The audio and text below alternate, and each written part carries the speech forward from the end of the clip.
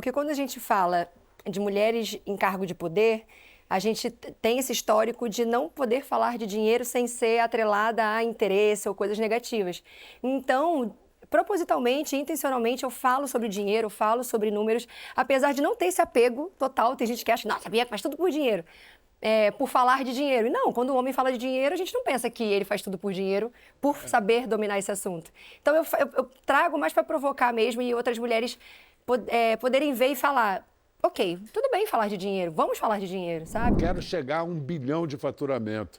É a lógica do capitalismo de sempre crescer? O que te motiva? Nesse caso tem um recorte de gênero, porque quando a gente fala de mulheres em cargo de poder, a gente tem esse histórico de não poder falar de dinheiro sem ser atrelada a interesse ou coisas negativas. Então, propositalmente, intencionalmente, eu falo sobre dinheiro, eu falo sobre números, apesar de não ter esse apego total. Tem gente que acha, nossa, Bianca faz tudo por dinheiro, por falar de dinheiro. E não, quando o homem fala de dinheiro, a gente não pensa que ele faz tudo por dinheiro, por saber dominar esse assunto. Então, eu trago mais para provocar mesmo e outras mulheres poderem ver e falar, ok, tudo bem falar de dinheiro, vamos falar de dinheiro, sabe? Vamos falar sobre números, vamos falar de assuntos que a gente precisa dominar para crescer dentro do nosso E as negócio. pessoas mais interessantes, elas não fazem coisas para fazer dinheiro, elas fazem dinheiro para fazer coisas. É verdade. Eu acho que você tem essa. Eu tenho isso. Querer empreender e tal. Porque o dinheiro por dinheiro senta em cima e aí? Dinheiro para mim é oportunidade. E essa menina nasceu na favela, qual o nome da favela? Do Parque União. Parque União, no Complexo da Maré. Na Maré. Na tua turma de rua, o que aconteceu com seus amiguinhos de rua ali? Porque, vou te contar uma história, não é... É uma história triste, mas é muito comum no Brasil. Eu tenho um amigo meu que é um taxista que trabalha sempre comigo. Ele é aqui de São Paulo, foi criado em Capão Redondo, também em comunidade. Ele falou, da minha sala de aula, ou estão mortos ou estão presos, e eu estou aqui. O teu depoimento da tua turma da Maré? É triste, mas é a realidade. E isso aconteceu também, né? Eu fui recentemente, inclusive, na Rua Brasília, né, número 9, onde eu vivi até meus 20 anos. E conversei, inclusive, com muita gente lá, como se nada tivesse acontecido, como tivesse passado assim. É engraçado essa conexão. Tem 10 anos, né, que eu não moro mais na favela. E ainda assim, é como se, quando eu volto para o Parque União, para mim é como se nada tivesse passado. Eu não consigo ainda explicar essa sensação. Eu acho que todo mundo sente assim, o lugar que você foi criança fica parado no tempo. Mas sim, tem muitas pessoas lá que não estão mais vivas, tem amigos meus que morreram, da minha rua, pelo menos uns 3, 4. E, inclusive, uma vez eu falei sobre meritocracia e trouxe exatamente esse recorte de amigos meus que hoje não estão mais vivos. Então, assim, é mais fácil falar sobre meritocracia quando você está num lugar de privilégio. Quando você está numa favela e você já está totalmente vulnerável, né, e sem oportunidades, quando a gente fala de, eu fiz isso aqui porque eu mereci, você coloca tudo no seu esforço, como se quem está na favela não estivesse se esforçando muito para conseguir se sustentar e sustentar. O que não diminui a sua honra ou mérito, a sua, né? Sim. A maquiagem foi o seu pulo do gato. Sim. Mas como é que chegou a você a ideia de maquiagem, a paixão pela maquiagem? Minha mãe. Mas você tá em todas, hein, Mônica? Parece até que é a mãe dela, caramba. Eu sou uma puxa-saca dela. Todo lugar que eu vou. Mas é verdade, porque quando eu era pequenininha, festinha de colégio e tal, eu sempre fui exibida, assim, sempre andei toda de rosa, por isso o apelido Boca Rosa, ou toda colorida, enfim. Isso mudou um pouco, inclusive, depois, né, conforme eu fui me tornando adulta. Mas quando eu era pequenininha, eu era toda espalhafatosa. E aí, quando eu tinha evento na escolinha e tal, minha mãe me maquiava inteira. Então, eu pegava a necessaire dela escondida, porque ela que me maquiava, e assim, maquiagem de montação já, aquela coisa, não um brilhinho labial, não, já era sombra, blush. E aí depois, quando minha mãe ia trabalhar, eu pegava a necessaire dela e eu mesma fazia, escondida. E aí depois ela percebia, falava, Bianca, você está usando maquiagem. E assim começou a minha paixão pela maquiagem. E aí depois a gente vive uma situação contrária, que numa fase da minha vida, acho que eu tinha uns 13, 14 anos, por aí, a minha mãe teve depressão E a gente nem identificava isso como depressão na época, né? E aí eu via minha mãe assim, sempre sem esse autocuidado. E eu falei, mãe, senta aqui, que eu tô vendo uns vídeos de maquiagem na internet e eu quero testar em você vai ser minha cobaia. E aí eu arrumei minha mãe inteira. O que eu queria, na verdade, Era levantar o astral dela. Era minha mãe voltar a se ver a mulher linda, Cara, gostosa, que terapia maravilhosa. maravilhosa. Mudou sua vida, né, Mônica? Mônica, você devia estar em depressão também porque era uma vida muito difícil, né? Como é que você sustentava a família? Era bem difícil, né? Porque eu não falava para os meus filhos o que acontecia da porta para fora. Então, conduzir os meus filhos da melhor maneira possível, fazer com que eles sentissem a adolescência ou a parte infantil dentro da sua fase. Eles não precisavam saber de problemas adultos. Então, era bem difícil. Mas a moça vivendo. sensível percebeu que você estava precisando de ajuda. E eu estava num nível de depressão muito alto que eu não tinha noção de que aquilo era depressão, e eu acredito que a Bianca também não, mas o amor que ela tinha por mim era tão grande que foi na época do Dia das Mães, você tinha 14 anos. E eu lembro desse dia como hoje, porque eu estava bem mal mesmo, eu não sonhava, a minha função era mesmo fazer com que meus filhos ficassem bem. Era o meu maior objetivo e meu maior sonho. E ela simplesmente fez esse dia, ela me deu de presente. Quando ela me maquiou, quando eu me olhei no espelho, eu chorei tanto, porque eu vi uma mulher que eu não enxergava. E que não era a maquiagem, era o que a minha filha e o amor dela fez por mim para me transformar e sair da depressão. Foi quando eu saí. Assim você vai borrar a nossa maquiagem. Aí eu queria saber o que aconteceu, porque você fez toda a sua imensa popularidade, alcançou muita gente, sem passar por essa caixinha de fazer maluco aqui chamada televisão. Até que você foi para Ana Maria Braga. Qual compacto que a esse gente de colher? tem? A gente até Como é que separou é? uma colher aqui pra você. entendi. Usa a minha. Ó. Pra quem não tem convexo, não ficar de fora, eu ensinei essa técnica. Você pega, no caso é bom ter um espelho pra você enxergar. Você encaixa aqui nos cílios. O bom da colher é porque ela tem esse formato aqui côncavo, né? Você Então ela encaixa perfeito. E com outro dedinho você vai amassando. Eu assisto um monte de coisas que acontecem pelo mundo da internet. Mas poucas as pessoas têm o savoir-faire, a alegria, a descontração. Você tem jeito pra coisa, como diz assim, né? Porque tem umas pessoas que são muito sérias, ou você, desde que você entrou aqui, você não parou de falar. Então, É brincadeira, hein, Bianca? Com vergonha, gente. Brincadeira, você fala, hein, Bianca? tá, e o que você quer ser quando crescer? Olha, eu não sei, eu queria ser maquiadora. Meu sonho era ser maquiadora da Globo. Tá aí, ó. Tá aí, já temos aqui uma candidata a ser maquiadora da Globo. Linda, inteligente. Ai, gente. Foi um pouquinho além disso.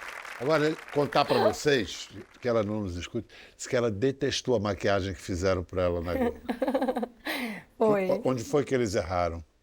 Não, porque assim, eu cheguei com a minha bolsinha de maquiagem, porque eu já fazia aquela maquiagem mais de quebração mesmo, mudava meu nariz com técnica de maquiagem. E aí, quando falaram assim, não, Bianca, tem um maquiador pra você. Eu falei, nossa, eu vou sair daqui, a Carolina Dickmann, né? Não saía a Carolina Dickmann. E aí... E assim, eu não pude passar máscara para cílios, que sempre foi uma característica muito grande. Minha mãe falou a questão do cílio. De valorizar, né? E o meu vídeo mais bombado no começo, que assim, viralizou primeiro, foi de máscara de cílios. Aplicando máscara de cílios. Então, assim, eu tinha essa identidade com os cílios. E eu colava 2 cílios, um em cima do outro. Desapareceram. Eles sumiram. E aí eu nem olhava muito pro monitor, porque eu falei, se eu me olhar e eu não me sentir bem, eu posso, sei lá, ficar insegura. E aí eu falei, cara, eu vou segurar aqui no carisma. Aí eu falo muito mesmo, né? Só que aí quando um papagaio falou pra mim que eu falo muito, eu falei, eu preciso ver. Eu preciso entender. Maravilhoso. Mas vem cá, eu fico curioso, porque eu acho que são universos que não se comunicam tão mecânica diretamente, o universo da popularidade da internet com a popularidade da TV. Às vezes você pega uma estrela da internet e não funciona na TV. Pega uma estrela da TV e não funciona na internet. O que aconteceu na sua carreira a partir da projeção da Ana Maria Braga, de você ter feito televisão? Foi muito importante para mim, para furar minha bolha da internet, né? Então trouxe essa visibilidade de marcas, por exemplo. Nessa época eu não trabalhava com nenhuma marca grande. O meu trabalho até então, nessa época, né, quando tudo era mato, lojas de maquiagem mandavam maquiagem para mim, e aí eu gravava um vídeo, cobrava um valor e assim ia. E depois dessa participação na Ana Maria Braga, muitas pessoas me conheceram e para mim foi muito importante, muito impactante, assim mesmo, a diferença de antes e depois. Me trouxe até um posicionamento também. Então, dali eu já comecei a entender como funcionava essa mecânica, assim, do quanto a TV é muito importante, a internet é muito importante nos dias de hoje e como elas podem se complementar. Não satisfeita com a exposição que ela teve com Ana Maria Braga, ela entrou... Como é que é o nome daquele programa mesmo? Ai, gente, Big... O quê mesmo? Big... Eu acho que é... Big Brother Brasil, olha lá, 20, bombou, pandemia, o Brasil parou para ver, foi recorde de audiência. Quem estava lá aprontando e falando de tudo. Nada pra mim é mais sagrado do que dia de festa. Fecha tudo pra mim. De verdade, eu nunca imaginei que ia ter isso. Não com a Rafa, que é maneira, que é missionária. Mas sabia? Essa Rafaela! Gente, eu não entendi o jogo ainda, desculpa. Você não acredita que o Adson falou essas coisas? Que coisas? Fala um. O plano é colar nas meninas e fazer elas fazerem ou falarem alguma coisa que comprometa elas lá fora. Jamie, acorda. Adson é o vilão dessa edição. Acorda. Eu não gosto, não adianta, não vai me fazer a cabeça, não. Eu gosto de olhar no olho de cada um e perguntar. Tá Possível filmado que e ele vai Olha esquivar. o jeito que ele fala. Tu acha que ele tá sendo falso? Eu não acho. Eu não consigo ver. Vocês tinham que ver uma algazarra ali que fizeram. Ai, girl power, vamos meninas. Eu falei, gente, o que é esse um filme? Oh, eu sou realidade, cara. Pela lógica, todo mundo que estava ao redor do Felipe, cadê? Se mandou. Saiu? Pela lógica, quem sai hoje é a Bianca. Eu aposto que você deve ter. Pode aplaudir. Foi a quinta eliminada, mas marcou pra caramba. Você deve ter apanhado muito por causa daquela fala do papinho, né? Apanhei e que bom que eu apanhei, porque É? trouxe pra mim uma lucidez que eu não tinha antes, né? Eu sempre fui essa pessoa do diálogo, né, da conversa, eu tive muito isso dentro de casa, e eu não tinha tanto conhecimento sobre as consequências do machismo em todas as suas, né, inúmeras versões. Então, ali quando elas me contaram, eu tava achando aquilo tudo muito armado, eu também tava na dúvida, assim. E aí, na dúvida, eu falei, bom, deixa eu conversar. Mesmo porque Cada um. lá tem essa coisa de tudo é jogo, né? Você não sabe quem tá jogando com você. Exatamente. E o principal, eu não conseguia ver o que eles falavam quando estavam sozinhos. Eu não sabia que eles conseguiam falar tanta da besteira quando... É um dom mesmo, é um talento que o homem tem pra falar besteira quando tá junto, sem mulheres em volta. Eu tenho que concordar. A gente se supera. É. Mas escuta, o cancelamento do BBB foi o pior cancelamento da sua vida? Ou você já passou?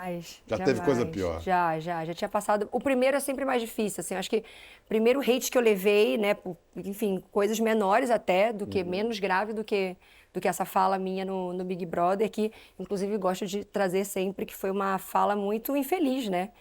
Porque essa questão do girl power e tal, isso atrapalha o nosso movimento feminista, então Mas depois não- disso eu tive uma consciência, comecei a estudar muito e foi o que eu prometi quando eu saí. Eu falei, não sei o que está acontecendo, não sei. Não vou fingir que sei, porque não vai adiantar de nada. Eu preciso entender e vou me dedicar para evoluir e melhorar no que eu errei, né? Então, Foi o que você e fez. foi o que eu fiz. Não, e no mesmo BBB você já tinha sofrido um episódio que você, na hora, nem caiu a sua ficha do que estava acontecendo, Sim. que foi um assédio, uma coisa assim. Eu e várias meninas, né? Aconteceu nas festas. E, inclusive, nessa eliminação, é muito curioso. O Thiago, ele traz essa coisa da lógica.